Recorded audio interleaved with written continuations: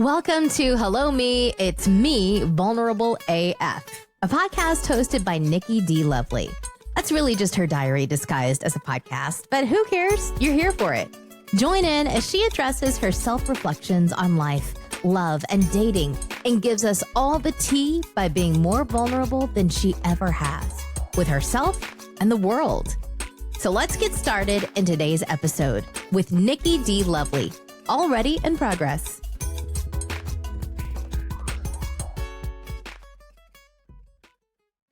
All right. Hello and welcome to another episode of Hello Me, It's Me, Vulnerable as F. The funny part is it's not just me today. Today I also have my 15-year-old daughter, Amiyah. Amiyah, say hello. Hello. First off, I will tell you, because I did do last week's episode on your oldest sister and what she's going through right now, and me having to let her go. In case you guys didn't listen to the last episode, my daughter has been gone for a week or two, at least 2 weeks now, with a guy. And he's a good guy from what we can tell, but we don't know him that well. It's only been 2 months that they've even started talking. And his dad kicked him out because he's talking to my daughter, or at least that's the reason that he gave him.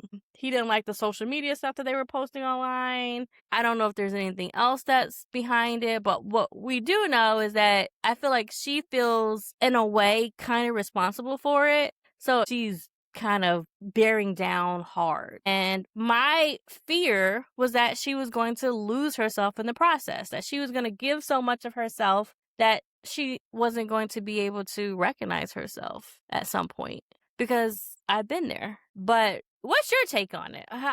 What are your feelings about what's going on, I guess, in this particular situation? Because what we do want to talk about today is not losing yourself. Well, I'm a little bit conflicted because I feel like the path she's taken is something she may have actually taken if it wasn't the stressor of his dad coming in and being like, I'm going to kick you out. But I also feel like they are definitely moving way too fast for their safety.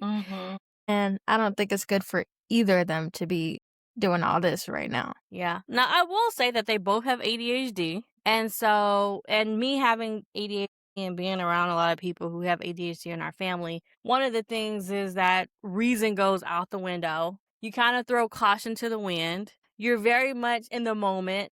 And one thing I can say about her, she's always been a do now, ask questions later, or do now, ask for forgiveness later type person. She's been like that her entire life. So in some ways, this doesn't surprise me. I think, though, what really surprised me was I never really thought she was going to be like jumping to move out. Yeah. I also thought that she was going to be in the nest way after I moved out. Right.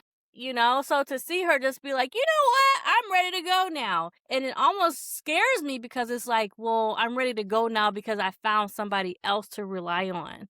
And we don't know enough about this person to even know if this person is reliable enough. Yeah, I will give him like the benefit of every time we've talked, he seems like a really nice guy and he's been really reliable. But it's still like you're rushing into this with a guy you've only known 2 months and you've canceled a lot of your other life plans for this. I think the other thing that scares me is that you say life plans and he doesn't necessarily have like the life experience. He's never had a job. He can't get one. He doesn't have any credit. There's a lot that he relied on his dad for that his dad didn't help him establish himself to this point.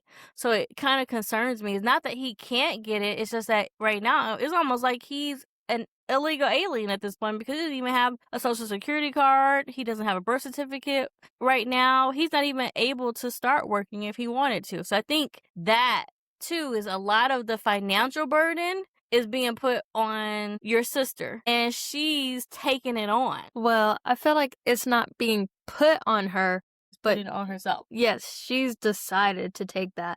Yeah. Well, it goes back to what you're saying about putting too much into a relationship. I feel like this is a lot to be putting in so soon, especially since they're not married yet. Even though he was very open to getting married soon, which I think is a good thing. But, it's just you don't have that safety net yet. Exactly. Yeah. And there's one thing for a guy to say, and I want you to be very cognizant of this too. There's one thing for a guy to say, hey, I'm looking for this. Hey, I want to get married. Hey, I want to have a family one day. And I'm not trying to put my own traumas on someone else. And I've been very cognizant of trying not for that to not be the case, because if he is a good person, he is, and this is not my life to live. It's for her to figure out. But there have been so many times when not just men, but people tell you one thing, they say they're going to do something, and then something else happens, you know? Yeah. So I think when that happens, it's like, well, how much can you really put into what somebody says, you know? Go ahead. Well, I think, again, another thing I'll put to his character is that so far, everything he's said he'll do, he has done. But that is stuff that is on a smaller level, like saying that he'll take her and me somewhere, or he'll buy her something, and he has done that. But again, it's not the same commitment as getting married. But I will say he is a man of his word so far. Yeah. I mean, I will say, from what I've seen of him, he does look like a good person.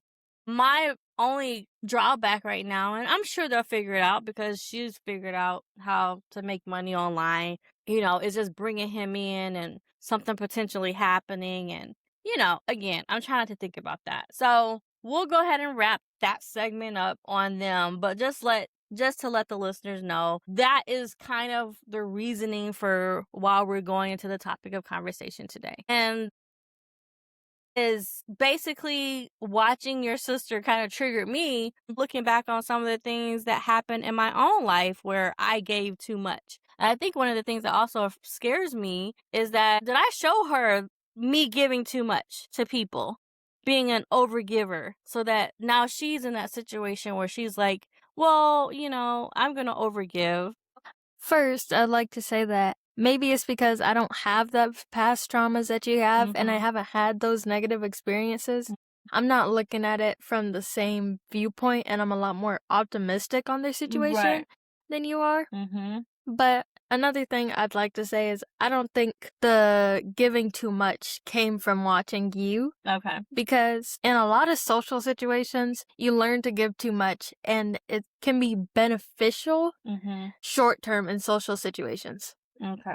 Like at school, when you're the only black girl and you want to make friends, I could see quickly how you could give too much. That way you can attract people to want to be your friend. Okay. Well, I appreciate you putting that out there and looking at it from just another angle than just like me being the mom coming from some of those situations. I know growing up, I didn't have you around like people I was dating, so you couldn't really see that part. But it was probably good because I wasn't very healed during those times anyway. So I probably would have showed like, I think I knew that. So I was like, yeah, I'm not going to show them this. This isn't even what I want. But anyway, moving on. All right. So now that we've determined that we're going to allow your sister to lead her life and do her thing, and that it may not be stemming from some pick-me-sha stuff, which I think there is a small part of that there, though, too. It's kind of like, don't leave me. You know, that's kind of how she's been with other guy friends. It's like, don't leave me. It's always all in super early. And I think the fact that he isn't running is just like pushing her to be like, okay, I really got to go all in on this now because this is mine. But I don't know. I'm an all-in person too. Yeah, I'm kind of and people are all in or nothing type of people. We can't be upset about that. I guess my question to you is, do you see a lot of girls your age, teenagers your age, going all in immediately? And what do you think some of the good and the bad that can stem from that? Actually, no, I don't see a lot of teenage girls my age going all in immediately. I feel like now we have a culture of dating around. And another thing is, we don't really have anything to give all in. Except, I mean, we don't have any money. We don't have that much free time. So it's not like money from mom. A lot of teenage girls my age don't get money from mom, and if they are, they're spending it on like snacks or bags. So I guess maybe that's a good thing that we don't go all in. But I will say another consequence is I don't see a lot of long-term relationships between people my age, but that's also a maturity thing. but there's not really a lot of committed relationships my age. Mm. With the talking stage thing, it's more of dating around. And I do think that can develop to be something toxic long term. Mm-hmm. Like maybe right now it doesn't matter because it's like we're teenagers. Who cares? And we can't really commit anyways. But if you keep the same dating around pattern as you get older, Mm-hmm. then you can't really find someone you want to settle down with because you're already in the habit of just jumping from guy to guy. Yeah, I think that's a good thing to note is the patterns that we create as we're growing up. I will say, I think I became an avoidant very early on when I was 14, based off of my first relationship that I was in, where the guy that I was talking to kind of like left me. I wound up marrying this guy, like Kayla's dad at that. But anyway, he kind of like left me to kind of go around and figure out who he liked. He was like a male hoe, you know?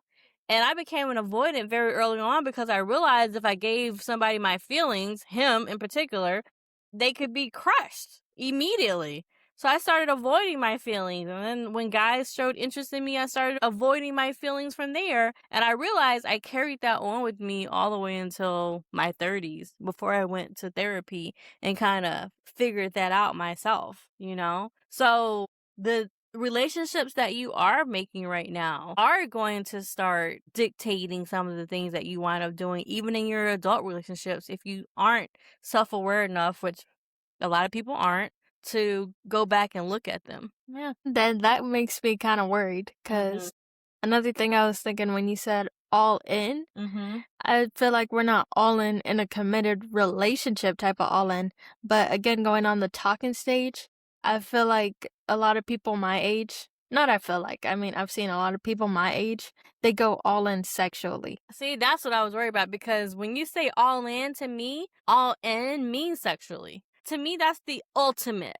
And I know a lot of people don't, especially like younger people, they look at sex as nothing. Or maybe I should ask you, how is sex viewed? Well, personally to me, I also see it as like the ultimate. Yeah. Like, that's why I kind of feel like it should be something after marriage. Right. Because that way, you know, they're actually committed to you financially. But I will say, among my age, people my age, sex kind of splits into two factions. There's the people who grow up religious and they still don't see sex as a all-in type of thing, but it is at least something that you hold off. Yeah. It's not really that they see sex as sacred, but it's like, why are you doing it at your age? Right. Like, that's kind of crazy to do at your age. Mm-hmm. That's a phrase I hear commonly when people my age talk about sex. Mm-hmm. Like, a phrase I hear very commonly is cracking at 15 is crazy. And for those who don't know, cracking is our way of saying having sex. It's basically, can I drop a F-bomb real quick? It's basically our form of fucking. Well, I mean, you didn't even have to. We got form of having sex. I think that was enough. You didn't have to put that one in. We got it. Well, I had to explain. Okay, so cracking is a profanity.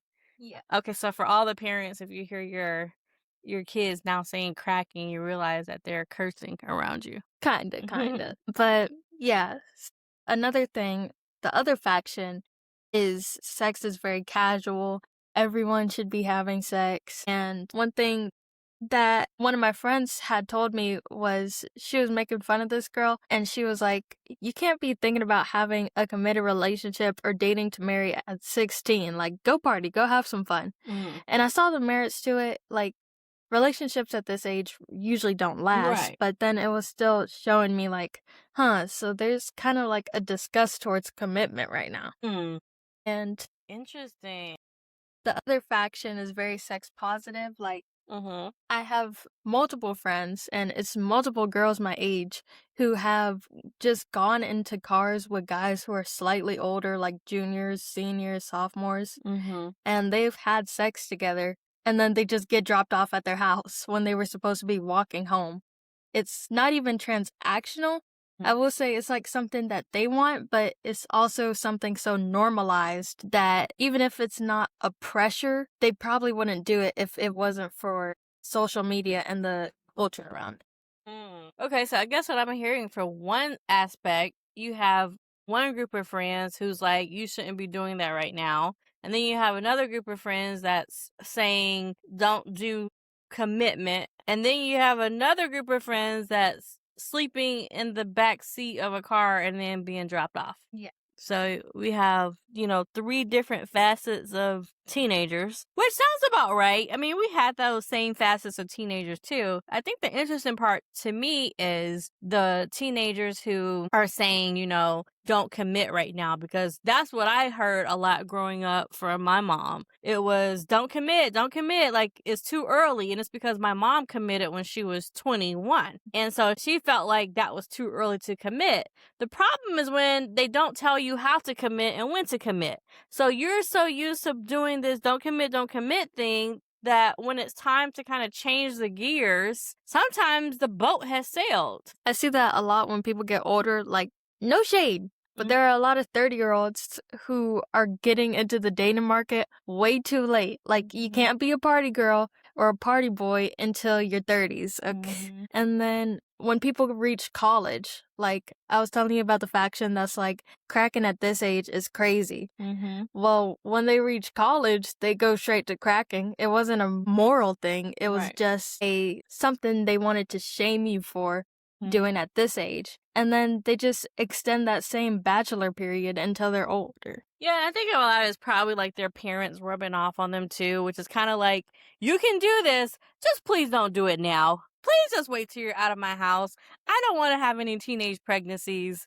So I think from that standpoint, I can totally get where it's coming from and I can understand it. But even in this day and age, it's so much harder to even start living. And by living, I mean like buying a house. Like that's almost unheard of even for 40-year-olds right now. Renting, buying a car, getting a job is really hard in this economy for young people. So I think anything that parents can do to kind of push them away from having those hard responsibilities so early is what's being mirrored back with your generation. I could see that. Yeah.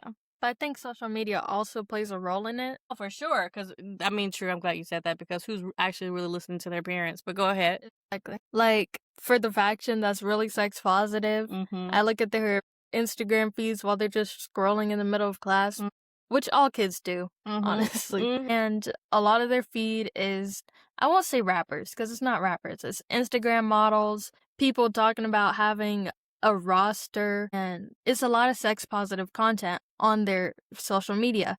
And then the other faction that's like, okay, cracking at this age is crazy. Even on my own feed, I see a lot of that shaming sentiment on TikTok videos. It's like, having sex at da-da-da-da-da is crazy, or vaping is whack, which maybe it's a good sentiment, but it's definitely no nuance. And I feel like a lot of kids at my school just repeat what they say, what they see on social media. Oh, yeah. I know a lot of people are like that. I think 80% of people are just very influenced by what they see around them, period. Social media, TV, all those things.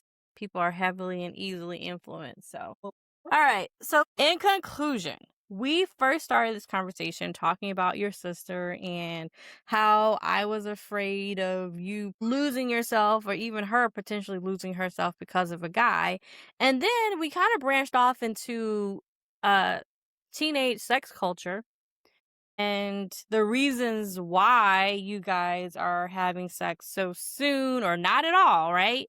But I think these really aren't two separate conversations. At the end of the day, I think they really are the same conversation, which is, how much do we value ourselves in order to try to earn or get value from someone else? Would you say so? I would definitely say so. I like how you tied that up. Okay, so whether we're talking about saying yes too soon, or giving up on your dreams, or making someone the center of your world, it all comes back to one thing, which is, are you making decisions from confidence, or are you making the decision because you're afraid of losing someone, or even in trying to find yourself? Golly. All right, so I think I'm going to end on this question, which is, do you think healthy love gives you more freedom to be yourself or less? Oh, I'm gonna have to think about that. Well, I feel like healthy love can give you less freedom to be yourself depending on who you are. If you're not a person with healthy habits, then maybe it's better to not have the freedom in order to do something that may hurt you or other people. But I think if you are a healthy person, then healthy love should give you more freedom to be yourself. Good answer. I mean, I have to say that I agree. I think when you're in a healthy relationship, you have more freedom to be yourself. As a matter of fact, you find out more about yourself than when you're in a relationship that's not healthy. I'll even give you an example, even just talking to who I'm talking to now, like I feel there are times when he can be like completely stressed out and not know what he wants to do sometimes. And I'll be like, oh, you know what? Just take that time to yourself. You don't have to worry about me in this moment. It should be completely about you. Don't worry about what I have going on. If you have so much going on, go focus on that. And to be able to give somebody else that instead of well, why don't you want to spend time with me? That's putting me onto them. And not to say that, healthy love also considers the other person and considers the time together. But also being healthy realizes that it's not always about you. And so there's this give and take where you feel this freedom to be yourself because the other person is allowing you to. So I think that is the big takeaway. It's like, I don't want you to fall into this place where you feel like you have to give more of yourself, or you have to always be around this person and you have to prove your worth or your love. To me, that's not healthy. That's toxic. And I think that once you're able to see the difference in that, then you're in a healthy relationship, I guess. Well, I'm glad we came to that conclusion. You took my words from me. All right, and on that note, it's been a great conversation. I appreciate you being here. I appreciate you being here, Amiyah. Aww. And for you at home who's listening, I appreciate you for being here as well. And until next time, until next week, actually, because we are staying on this course of making sure that we bring you at least one podcast a week. I'm staying the course. Until next time, I'll talk to you later. Thank you so much for joining me for another episode of Hello Me, It's Me with Nikki D. Lovely. Just remember, you can't change who you were yesterday, but you can always learn and grow to become a better version of yourself today. So, make sure you do the mental work today for the future you tomorrow, and I will see you next week. And in the meantime, make sure that you check me out on my Instagram at Nikki D. Lovely. You can also find me at nikkidlovely.com and check out my book, No F Boys Allowed. Just a little shameless plug. But either way, I will see you guys next time, and thanks again. Bye.